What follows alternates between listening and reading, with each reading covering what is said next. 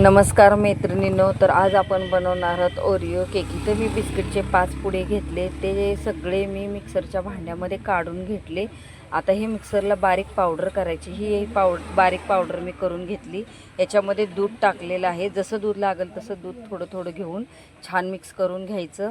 आता हे मिक्स करून आपलं झालं की याच्यामध्ये भांड्यामध्ये आपण साखर टाकणार आहोत। जसं गोड हवं तसं बारीक करून ही टाकून घ्यायची। ही मिक्स करून घ्यायची, चांगली एक जीव होईपर्यंत चांगली मिक्स करायची आहे। नंतर आपण ह्याच्यामध्ये टाकणार आहोत इनोची मी इथं एक पुडी सगळी टाकलेली आहे। आता इनोची पुडी टाकून झाली की परत आपल्याला एक जीव सगळं हे मिक्स करून घ्यायचं आहे आपलं बॅटर। आणि ह्या भांड्याला आता तेल लावून घेते मी। तेल लावून छान घ्यायचं सगळीकडे आणि नंतर ह्याच्यामध्ये थोडासा आपण मैदा टाकून घ्यायचा आहे।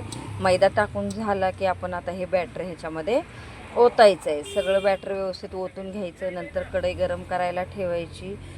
कढई गरम झाली की ह्याच्यावरती मीठ टाकायचं आहे। मीठ टाकून झालं गरम करून की भांडं असं ठेवायचं, हे झाकण असं त्याच्यावरती ठेवायचं। एक 20 मिनटं झाकण ठेवायचं, मग हा असा आपला केक तयार होतो।